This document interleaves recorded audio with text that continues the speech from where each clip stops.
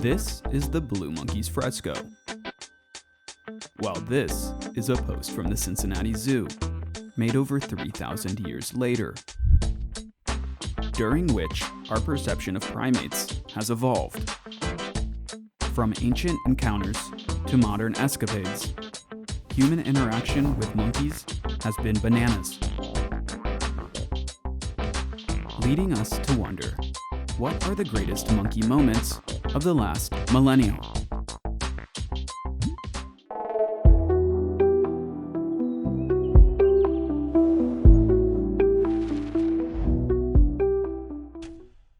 Monkey business in the Middle Ages was no joke, though people of separate continents viewed and treated monkeys very differently.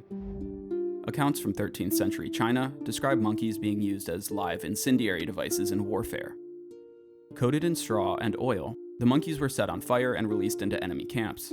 The goal was to set tents ablaze and cause utter chaos. However, monkeys were primarily viewed as exotic pets or gifts during this period. Kings and other high-ranking individuals exhibited monkeys as signs of wealth, much like peacocks and cheetahs. The Mongol ruler Kublai Khan was gifted many monkeys and kept them in his private zoo. These monkey donations were common among tributaries in Southeast Asia and India, symbolizing exotic prestige. We know this thanks to the explorer Marco Polo, who documented the monkey gifting during his visit to the Mongol emperor's lavish palace. Polo would also visit India during this period and describe apes as big as men, likely orangutans, which would fuel Western legends for centuries to come.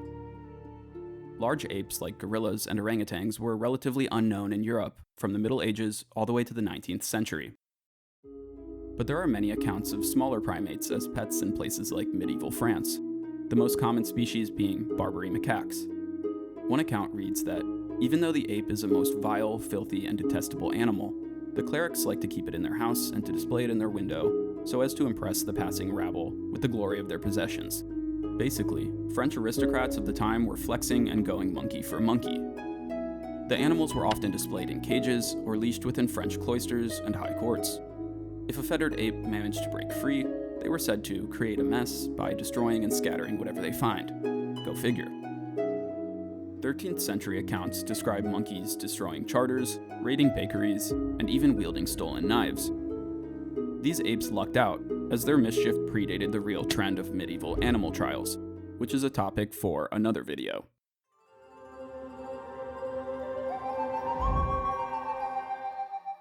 King Charles V of France found humor in dressing a monkey in knight's armor. Legend has it the noble monkey would run around, chasing dinner guests and pelting servants with food, all the while clink-clanking in tiny custom-fitted armor. The fun ended after the monkey swallowed a noblewoman's ring. After much debate, the king's surgeons decided not to cut the ring out of the monkey, and opted instead to banish the miniature knight to the royal gardens. The theme of mischievous runaway monkeys held steady throughout the 14th century, like the time a London tavern monkey bit a drunkard, which led to an all-out brawl between local sailors and merchants. As a result, the city banned monkeys from alehouses, citing simian-fueled unrest in the city archives. In 1392, an English pilgrimage encountered a lone monkey in Venice. The pilgrims enlisted the monkey to join their holy journey to Jerusalem. The primate quickly proceeded with mischief, such as stealing communion wafers, as well as terrorizing a covenant of nuns in Cyprus. It's said the monkey's downfall came from screeching during Mass, clear evidence of devilry, leading the monkey to undergo an exorcism. The images displayed throughout the last three legends come from the manuscript Deus 6, produced between 1320 and 1330 in Flanders, or the northern region of modern Belgium. Every fourth or so page is embellished with cheeky monkey depictions. From mischief to parody, the manuscript contains countless scenes of human mimicry, including monkeys reading books, monkeys driving chariots, even monkeys playing baseball. Actually, the game shown is more likely to be a version of stool ball or stump ball, a medieval ancestor to cricket. The depictions speak to the role of apes within medieval art, and being roughly 700 years old, the manuscript provides fascinating context around exotic animal influence.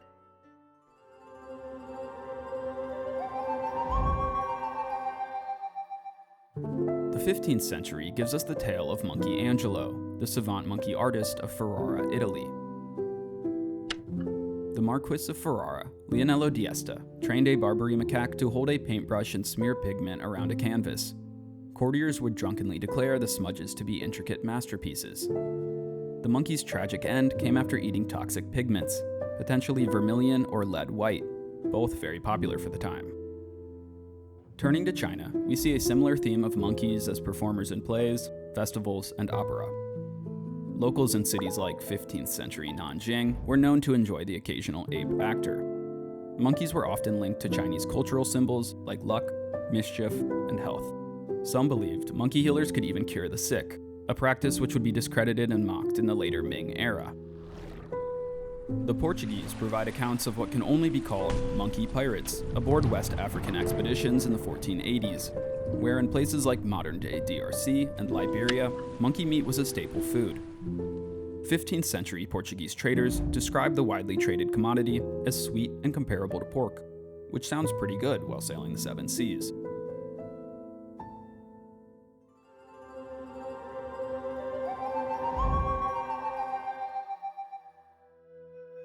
So far, we've covered many stories involving medieval monkey pets.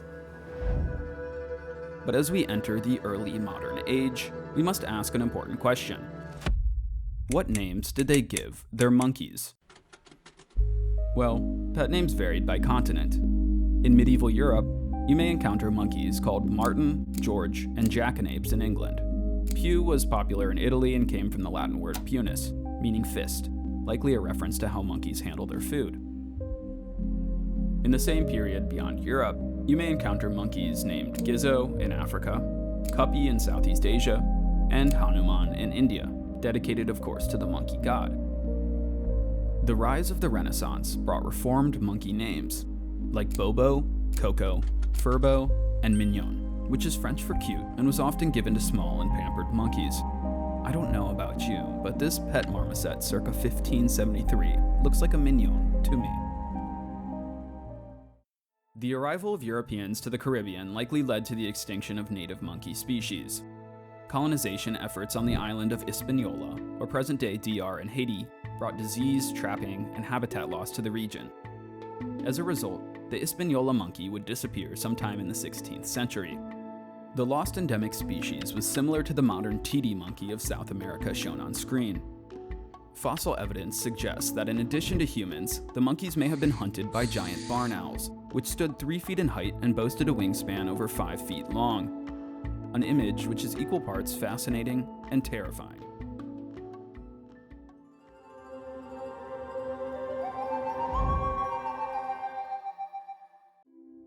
During the 17th century, Western Europe would develop a subgenre of satire art known as Sancherie, French for monkey trick. Themes of monkeys in human attire, performing human activities, were expanded through the creative liberties of Renaissance artists. A few favorites of mine from the genre include Allegory of Tulip Mania, Monkeys Feasting, Monkeys in a Tavern, Monkeys in a Tavern 2, and Monkeys in a Tavern 3, a collection by the Dutch artist David Teniers. The works served as social satire and commentaries on vices, addiction, and life in general. Basically, a precursor to dogs playing poker.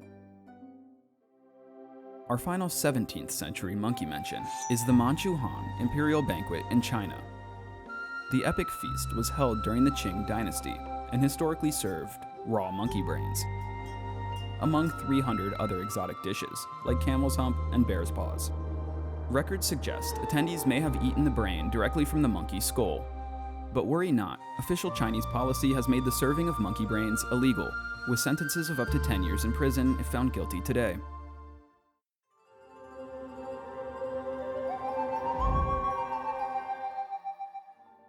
Monkey themes remained stable through the Age of Enlightenment.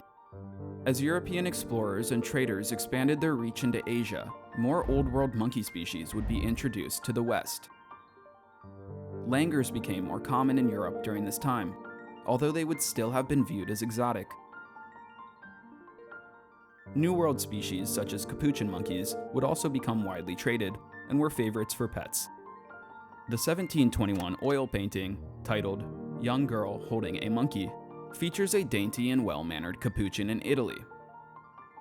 You may recall our earlier mention of the Hispaniola monkey, the species that succumbed to human conquest. Well, by the end of the 18th century, all 5 monkey species native to the Greater Antilles, an area which includes the 4 largest Caribbean islands, would go extinct. The Jamaican monkey being the most disproportionate of the 5. Endemic to Jamaica, the monkey species was slow-moving and tree-dwelling. The Jamaican monkey sported short, rodent-like legs and a squat body. The species evolved on an island free of native mammal predators and opted to live life more like a sloth, conserving energy and basking in the Caribbean sun. I mean, can you really blame them? Today, the Greater Antilles is home to non-native monkeys like green monkeys, which were brought to the island centuries ago and have since flourished. The region offers an important lesson on the great vulnerability of unique island biodiversity in the face of human influence.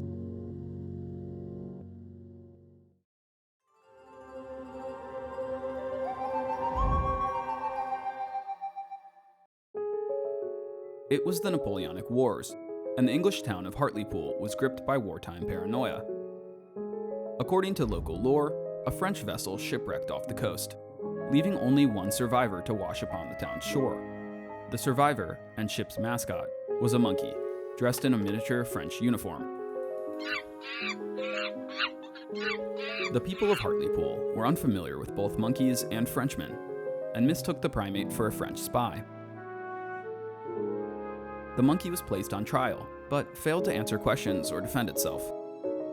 The monkey was convicted of espionage and subsequently hanged.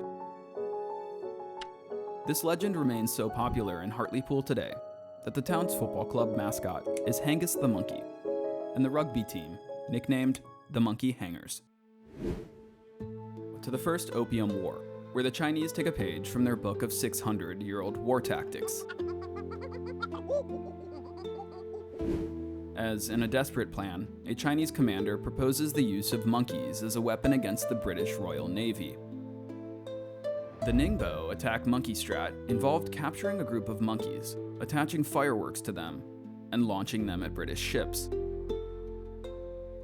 With luck, one monkey may reach the powder magazine and make big ship go boom. Records indicate monkeys were procured for the mission, but the plan was ultimately abandoned as, quote, no one ever dared go near enough to the foreign ships to fling them on board.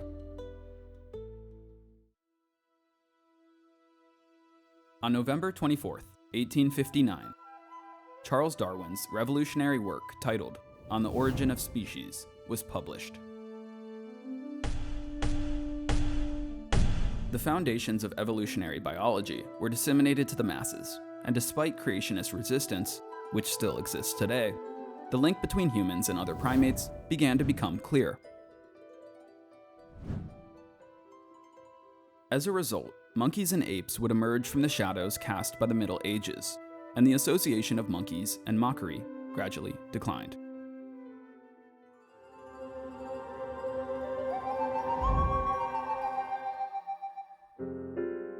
We finally entered the 1900s, the big 20th century. And if you've made it this far, well, you're in for a treat.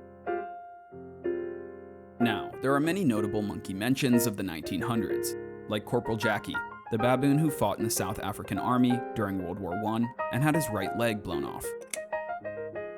Or the fact that in 1920, King Alexander of Greece died as a direct result of a monkey bite.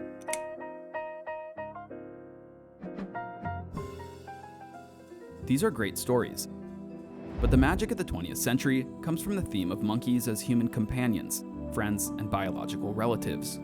Good, push it through. Non-human primates suddenly became the subject of international Western interest. Even before World War II, research stations and conservation areas were fostered by France, Belgium, Russia, Germany, and the US. In 1953, naturalist Edward Gee would discover the golden langur species, an extremely rare and secretive monkey native only to the region of western Assam, India.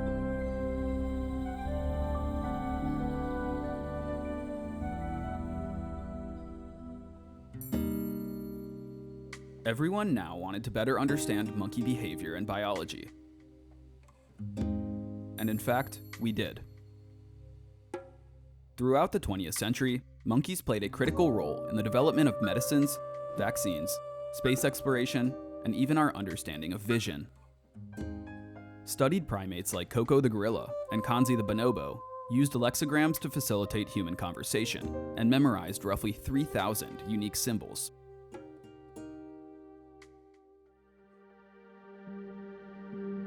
As we near the 21st century, let's switch things up a bit. Monkeys have, and continue to, dominate modern media. From King to Donkey Kong, there is no denying the trope we've inherited from our medieval friends.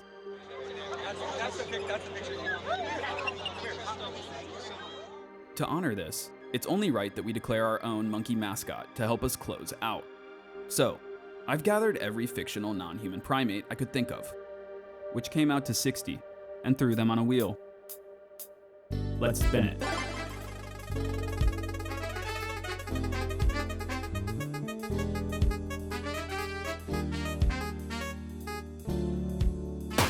Congratulations! Our new official mascot is Zaboomafoo. Oh, and his real name is Jovian.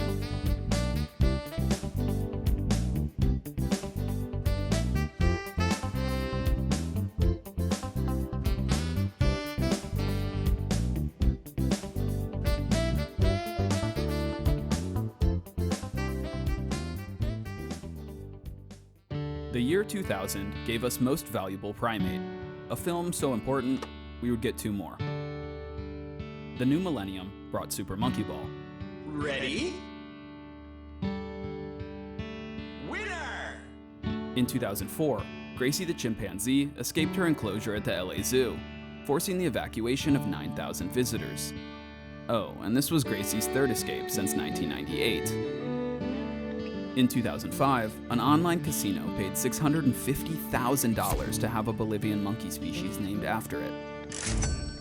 Thus, the GoldenPalace.com monkey was born, with all benefits going to a conservation nonprofit. People continued exotic pet ownership in the 2000s, and there's unfortunately no shortage of monkey attacks owner headlines.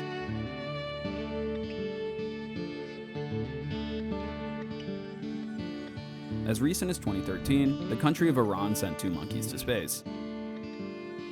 And in 2016, a 3-year-old boy would fall 10 feet into the Cincinnati Zoo's gorilla enclosure. Harambe the gorilla was killed that day in order to save the life of a child. Then, a global monkeypox outbreak occurred for 3 years starting in 2022. In 2024, 43 rhesus macaques escaped from a research facility in South Carolina. All 43 would eventually be recovered, with some living in the woods for 2 months.